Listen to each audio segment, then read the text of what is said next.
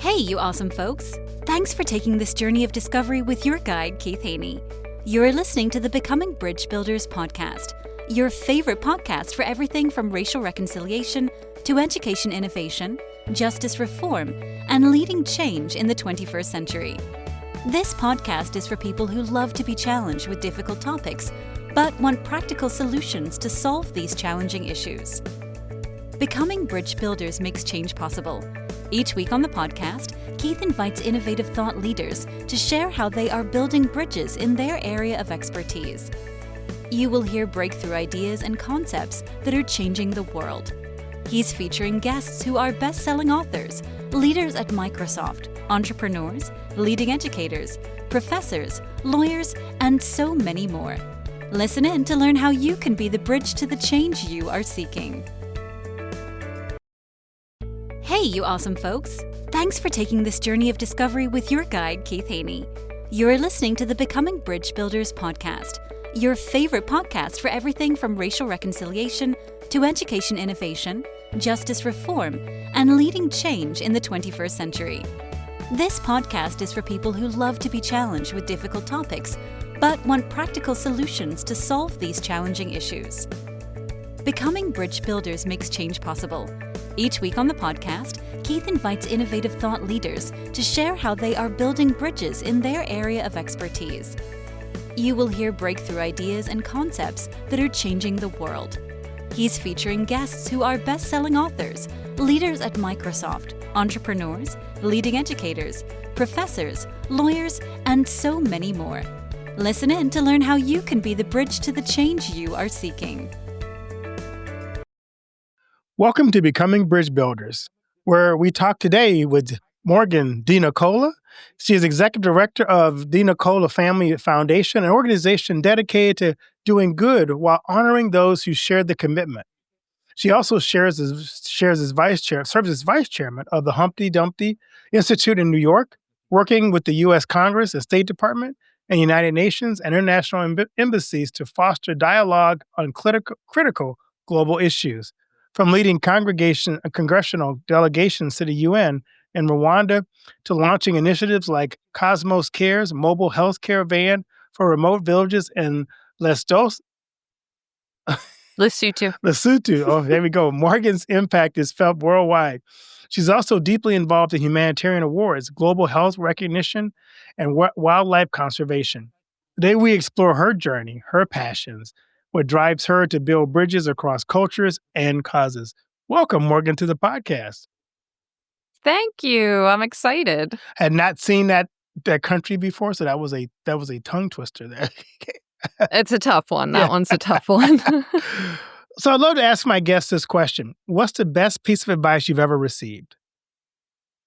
Respond. Don't react. Take your time to digest something before you decide what you want to say back. That's probably really good in other cultures. Yes. And in life. Right. Definitely. So I'm dying to know what motivated you to get into the kind of work you do for humanitarian efforts, especially the global engagement. What inspired you on that path? It started very young. I was always just a very empathetic, sympathetic kid that just always seemed to want to help everybody. And my parents are serial entrepreneurs and have always had like a lot of success in the business world, but they always taught us to give back. It was always whatever you take care of and you give comes back to you.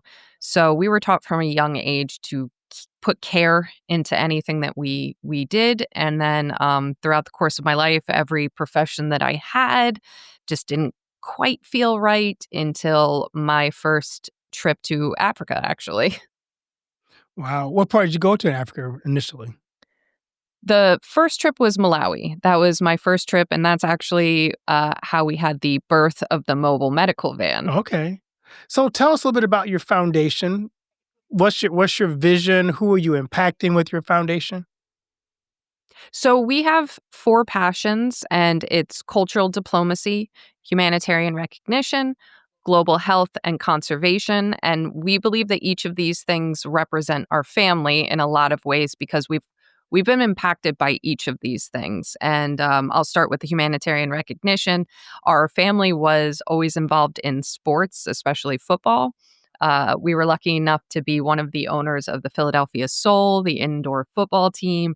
And my dad just loved football. So we grew up around it. We grew up being a part of the football world. So we ended up starting an award for people in the NFL that were giving back to their communities. And we realized that humanitarian recognition kind of lit a fire, and more people, the more you acknowledge it, people would get curious. You became a sounding board for other people's organizations.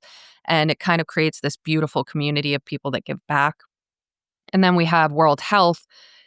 What are you if you're not healthy? Our health impacts how we contribute to the world around us. And we've known so many people that have had battles in all different kinds of health. And me personally, mental health, we've incorporated because that's a really, really big issue now. And we think that the healthier you are, mind, body, soul, the more you'll contribute to the world around you. And that's kind of what got us into conservation as well, because we believe not only should you be healthy, but the world around you should be healthy. And one thing affects the other.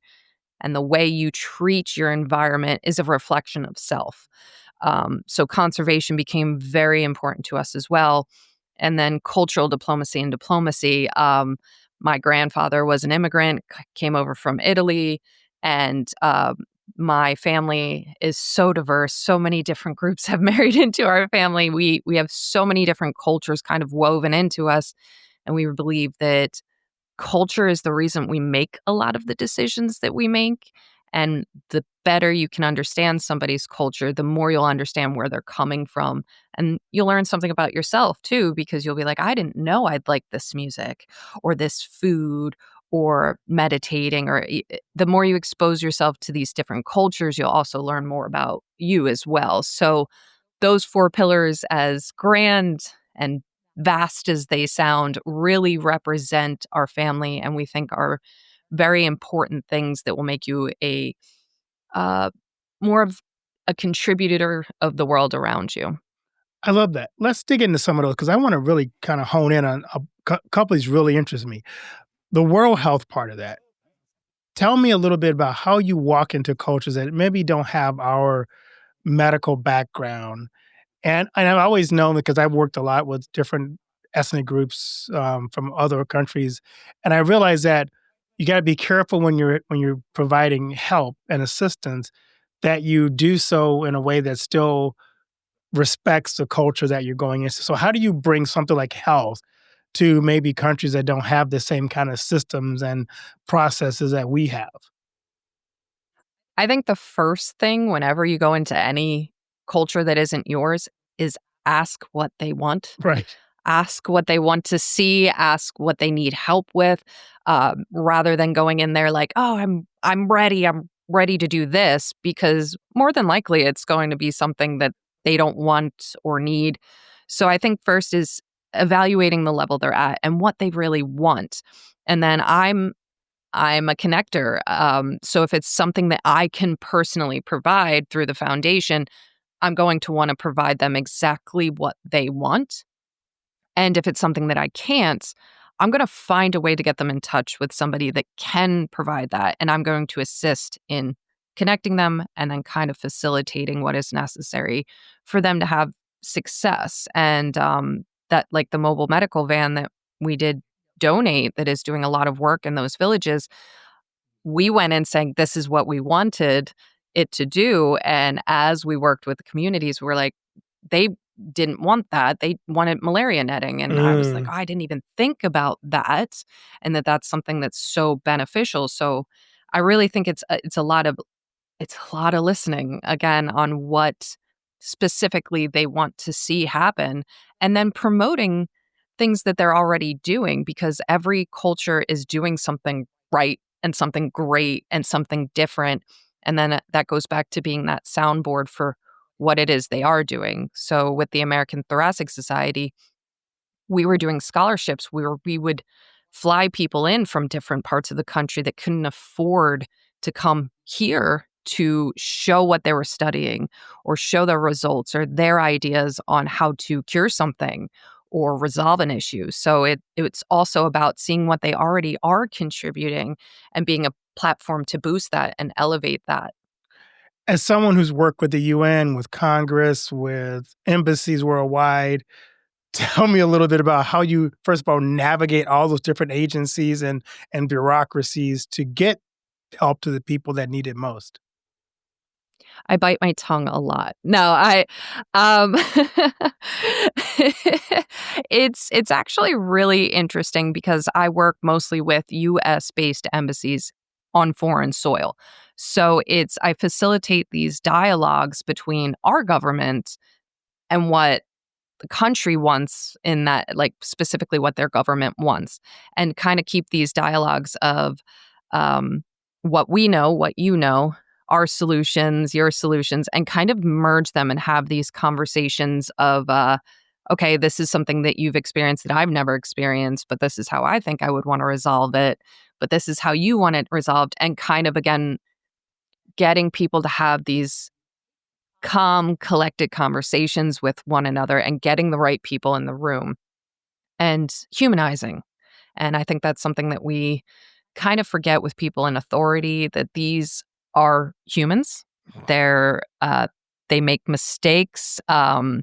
They get nervous and anxious and overwhelmed, and just kind of getting to the point where we all get on an even playing field and understanding of one another, and pulling in those cultural differences too. Because once you realize, okay, this is their culture. Oh, well, okay, that's probably why they make that decision. That's probably why this exists. And it's the incorporation and the understanding. I like to say that I'm still a teacher, and I just bring people together to have these calmer conversations and an understanding of one another. So you've been to several places, Malawi, you've been to Rwanda for humanitarian initiatives. Which moment stands out as the most impactful to you personally? That would be my first time in Africa. My dad was invited to a delegation where members of Congress were going to meet the government in Malawi to discuss this orphanage. Um, this orphanage would take care of children that either their parents died of AIDS or the children themselves have AIDS or HIV. And the villagers didn't quite understand what was going on. They thought that because Buddhist monks ran the orphanage, they thought these people who didn't look like them were coming and stealing the children. And so they would sneak into the orphanage and try to steal the children back to marry them off or work with them. So the orphanage was asking the government for help, and the government needed our help in a sense.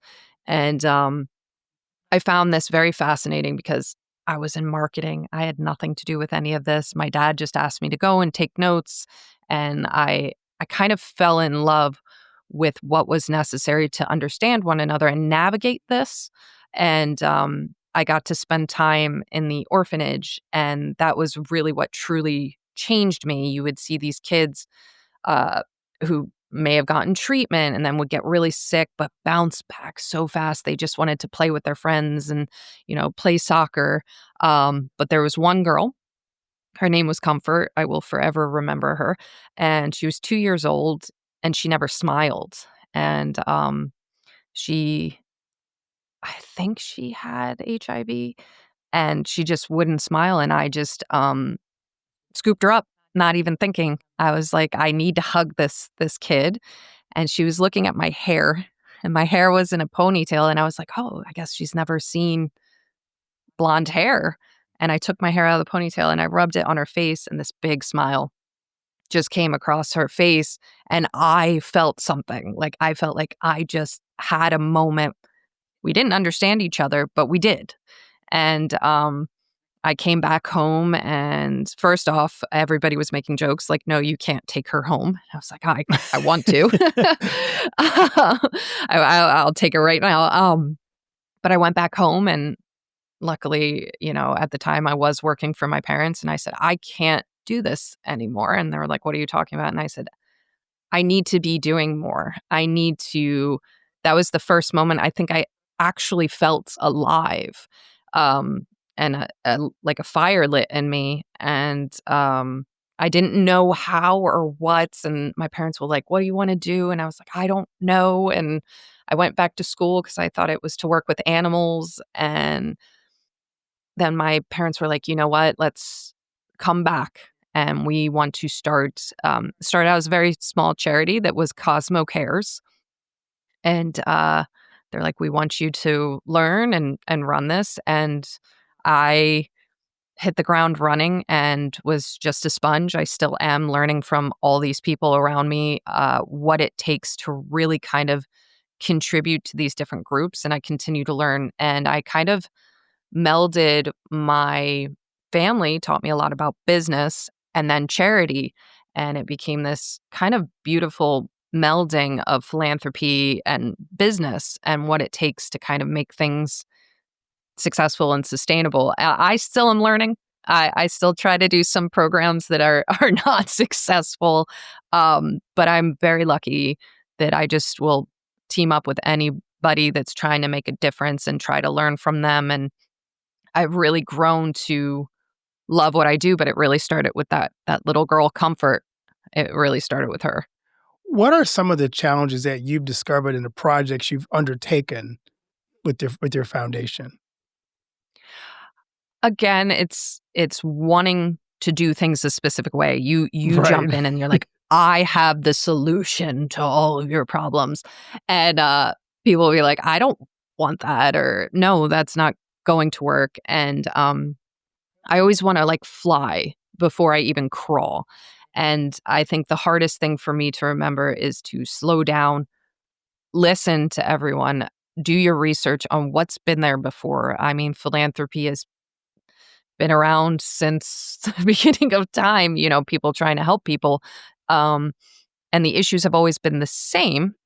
So I think it's very important to see who's been there before and do things differently and remember the importance of the sustainability of whatever it is you're trying to do. Because I think a lot of times we go in and put a Band-Aid on things and it never resolves the issue. And I think we need to do a little bit more listening about what the true issues are in a lot of different communities, in a lot of different countries, and try to come at things from a different angle. But it really is a learning thing. And you have to know that there are going to be you're going to take a swing at some, balls and you're going to miss and you're going to mess up, and not getting so down on yourself and kind of like giving up, like, oh, this is awful. But remembering you got to get back up and get back in it and just try it from a different angle. So I think it's learning, continue to learn, continue to grow, and to continue to try. Of the things you've accomplished so far, what was the thing I guess I'm trying to figure out, because we don't really have a gut concept of the challenges that they're facing in the places that you're going. What are just some of the problems you guys are trying to solve with your foundation and the projects you're working on? Well, globally, we're doing more. In Italy, we're doing a community center in a very tiny town that actually my grandfather came from. That now the community is much older, and we want to kind of give them a place where they can do certain things. I mean, this is in the hills, so climbing up mountains and, but giving them a place that they can go, that it's a little easier, that they can kind of hang out and communicate with one another. So that's we want to start kind of creating places of community in different parts of the world. And then we also have done things with conservation. We've planted trees all over the place. We are digging fresh water wells and teaming up with different groups that are already have the boots on the ground, because in certain countries we don't have the people on the ground. So we'll team up with people. So a lot of trees, a lot of fresh water wells. The mobile medical van is about to go into its next journey, actually, going from aspirin and malaria netting, that now it's actually going to start giving out vaccines, which is a really awesome progress of what it what it's doing. It's not just feeding communities. It's not just giving them malaria netting, but now it's actually going to combat a lot of diseases. We've also done programs in Poland where we've given out like Christmas trees to the elderly that actually saved the, their Holocaust survivors. They saved a lot of people during the Holocaust, and so we'll bring them blankets and Christmas trees and see what they might need help in and with, and acknowledging what they went through and how they kind of dedicated their life to try to save people. So that's just some of the stuff that we do. We're always looking for very unique and interesting things to try to help contribute with. I love that. You must have learned a lot of lessons about leadership from what you're doing now. What lessons from working in this global format have you taken back, incorporated into your daily leadership journey? Probably don't allow. We all have misconceptions, whether or not it's stuff that we see on the internet or from movies or books. We tend to have no idea. Like that's what I've realized in going into certain rooms with different people or going to different countries. I now have to kind of clear the slate and say, I don't know. And that's okay. It's a little nerve-wracking, but that's going back to that point where you want to be that sponge and have a willingness to hear, smell, taste, be a part of a culture, and put all your misconceptions off to the side and really be a student and a part of a community, and going in from a place of respect, not expecting respect, but being the initiative of respect. I think that is a big, big, big thing because we all want to be respected, but very few people are willing to start off. I'm coming from a place of respect. I'm coming in as a clean slate, and I'm coming in as a sponge. And approaching situations like that, you're incredibly welcomed. A lot of these places around the world, they don't look at you and kind of shun you. They want you to be a part of their world. They want to show you everything that goes on with their cultures and their experience. I think everybody wants to share their experience, and if you come in as a person saying, share your experience with me, let me understand you, I'm not trying to put anything on you, then they reciprocate that. They get excited about involving you in all of this and having you be a part, and then they get curious also about you, and you can have these great back and forth conversations and be that bridge of the different cultures and the different communities. So I think that's a very important thing to know going into any of this, and the having a willingness of, I like to say, putting yourself and your beliefs and all that stuff in the back seat, not saying disrespect it or it's not there, but kind of putting it in the back seat and realizing what you're attempting to do is bigger than you. And that's kind of awesome and an awesome responsibility, but you kind of have to come second, and that's okay, because at night you go home to you. Right. So it's really an okay thing to do, and it helps you accomplish a lot more. There are so many hot spots around the world, so many places that need help. How do you determine where do you go next? What are the things you consider? What are we can't do that? Or is it we just go where we think we're needed? Everything has to align with your pillars. That's why we created our 4 pillars. I mean, I do get very creative sometimes. If I get very excited about the idea of working with a specific group, I might bounce that ball a little kind of crazy and get very creative on how I try to convince the board to do these things. And they'll laugh and they'll be like, okay, that's kind of a stretch, but all right. I think it's always important to remember that you do have to stick to those pillars and those passions, because you'll make yourself too thin if you kind of branch off and try to do everything. You'll also get emotional fatigue and get really kind of, down on yourself. And I think it's knowing that you're able to have an impact. There are some things that I think you have to be very real with yourself and say, that's something I myself don't think that I can have a substantial impact in. That would be like me just putting a Band-Aid on something. And I think we need to kind of get out of those behaviors and maybe save a whole lot of those missions rather than doing a whole lot, but like save up for one big one where you can really have that deep impact that will be felt for a long time for those communities. So it's also having the understanding and being real with yourself. How much of an impact can I actually have in this? How thin am I stretched? Where am I at with my budget? I mean, I know people don't like to talk about money, but it's a real thing in philanthropy. If I start to get low on my budget, it's like, can I really, again, have that positive influence that I want? But if I feel like I can't, that's when you kind of think you have to get creative and be like, well, who can I get these people in touch with? And it's not necessarily saying no, it might just be not right now. Or I don't really know anybody that can assist you with that right now.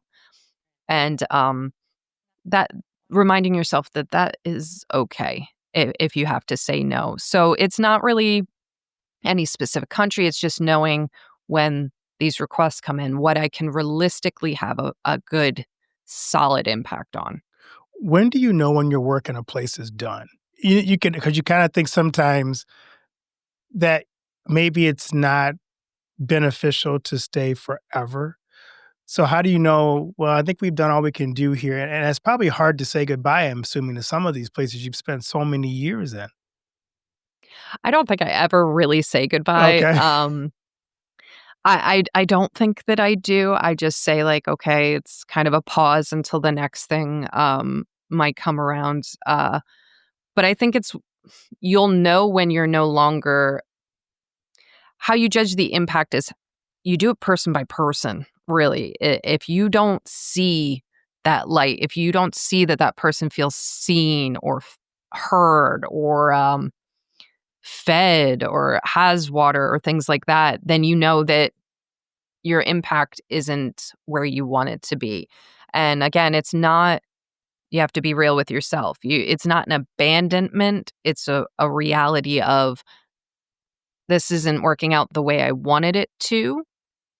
I can either reevaluate and pivot and try to do it a different way, or you have to say, okay, I'm going to have to pause this and move on, because also there's always a need somewhere.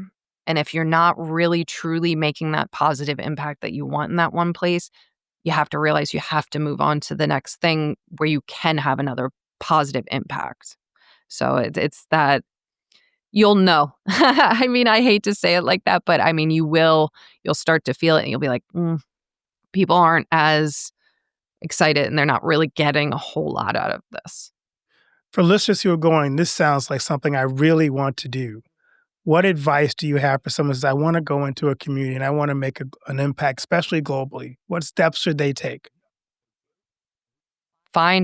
Start with one passion, something that lights you up, that you get creative. You're thinking about it all the time. Like in the middle of the night, I'll get up and be thinking about certain things and be like, oh, but it has to excite you. And the reason that I say that is because philanthropy and charity, there's a lot of issues with fatigue and depression and burnout. It happens because you continue to see people at their worst. That is your job. You are seeing people that need something. And, you'll spend a lot of time crying. You'll spend a lot of time exhausted and feeling sick to your stomach and like, oh my God, this is a lot. But if it's something that lights that passion, that fire in you, when that fire kind of dwindles to just be like a little spark, you'll know that when you rest and you reflect, that will ignite again. And you won't make yourself too thin. So it's finding that one thing that you really, truly are passionate about and you really, truly believe that you can have that positive impact. And then find other people that are doing it and learn from them and see how you could do it a little different. and team up and find that community. Don't just repeat what other people are doing. See how you can do it different. And that's what I encourage. That I say the next gen philanthropists, see how you can do it different and see how you can do it sustainably. But honestly, know when it's not going to work. So what's next for you? What's the next big place you're going to go next, or a next big project you're taking on? I actually should be in Italy in April. I will be meeting the new Pope, which is very exciting. I'll be working with this group called the Papal Foundation. And then from there, hopefully, I will be in Lesotho, where I will be meeting the king and or one of his representatives, where we will move on to the next phase of the mobile medical van. So I'm very excited about that. And we'll also, around the Super Bowl, I will be giving out the Steinberg Denicola Humanitarian Awards in February. So really excited about that. And hopefully in 2026, we'll be also finalizing having a humanitarian award for the sciences and starting to acknowledge different doctors and scientists that are doing great, great things. That's so cool. I love to ask my guests this other question. What do you want your legacy to be? I want to be the person that people can look at and say, I can do that too. I want to be a person that encourages people to know that their actions can have a positive impact on the progression of the world, that we're not just out here and we don't matter. You matter and you can truly change the world. It doesn't have to be as a whole. Just change the way the world is for one person and you've done it. Wow. So on season 6, we have something new on the podcast. We have a surprise question. And that Oh, pick a yay. number between 1 and 10 for your surprise question. 7. All right. If you had everything in your house to be one color, what color would you choose? Blue. Really? Blue. Okay. I love the color blue, and honestly, I wish I could show you pictures of my house because I'm pretty sure there's something blue in every single room of my house. That's so cool. I would have said purple myself. So I'm also curious, as you think about all the places you've traveled, what's the most unusual thing you've eaten? Oh, that's a good question. The most unusual thing that I've eaten. Um, I was actually in the Galapagos, in Ecuador, and I can't remember the name of the fruit. There was a very strange fruit, and it did not taste like a fruit. But I see it's tough for me when I travel because I'm a pescatarian. I Okay. don't eat meat, Okay. and that confuses so many people in other countries because I'll say I don't eat meat and then they'll bring me pork or chicken Well, it's and not meat, right? um yeah, and then you don't want to insult people. So I'd have to say at this point in my life, I have survived for weeks on carbs. just just give me a piece of bread. You have bread, right? There have been times that I've had to survive on like bread and corn, and potatoes. Potatoes. Yeah, that's how I've survived to this point. Oh my goodness. So Morgan, as we wrap this up, and this has been a phenomenal conversation, what key takeaways you want to leave with the audience from our conversation today? Know that you can make a difference. Know that you matter. Sometimes you just kind of have to get out of that comfort zone, but you can truly have an impact on the world around you. Just find that passion, take those baby steps, those deep breaths. And again, going back to the first thing that I said, in any situation, respond, don't react. I love it. Where can people find you, learn more about the work that you're doing, and about your foundation? We have a website. It's the Denicola Family Foundation. You can just look us up, and there's a contact page. You can see everything that we're up to, as well as reach out. I answer those. I'm a real person. So if you fill those out, those go directly to me. We also have Facebook and Instagram. And if you message us on Facebook or Instagram, that's also me. So you will be speaking directly to me. And I also have my own personal social media.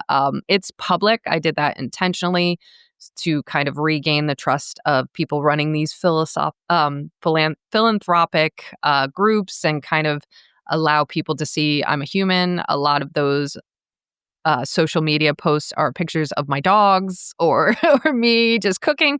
But you can also message me on there. I'm a person. I will respect you, and if you just need somebody, I truly believe in being there for people. So just feel free to reach out. Well, Morgan, thanks so much for sharing your incredible story and the work you're doing to make the world a better place. Your commitment to health, humanitarian efforts, and cultural diplomacy is truly inspiring. For our listeners, if you want to learn more about Morgan and the DiNicola Family Foundation or the Humpty Dumpty Institute, visit the website links that will be in the show notes here. As always, thank you for tuning in to Becoming Bridge Builders podcast. If you enjoyed this episode, subscribe, share, and leave us a review. Until next time, keep building bridges that connect and inspire. Thank you so much, Morgan. Thank you. But act fast. With only 40 spots remaining this month, claim your free revenue ceiling audit now at the link included in the show notes. Thanks for listening to Becoming Bridge Builder. If you enjoyed this episode and want to help support the podcast, please subscribe and share it with others. Post about it on social media or leave a rating and review. To catch all the latest from me, you can follow me on Instagram at @bkeithhaney and on Getter and Twitter @RevHeadpin. Thanks again, and tune in next time. But act fast. With only 40 spots remaining this month, claim your free revenue ceiling audit now at the link included in the show notes. Thanks for listening to Becoming Bridge Builder. If you enjoyed this episode and want to help support the podcast, please subscribe and share it with others. Post about it on social media or leave a rating and review. To catch all the latest from me, you can follow me on Instagram at @bkeithhaney and on Getter and Twitter @RevHeadpin. Thanks again, and tune in next time.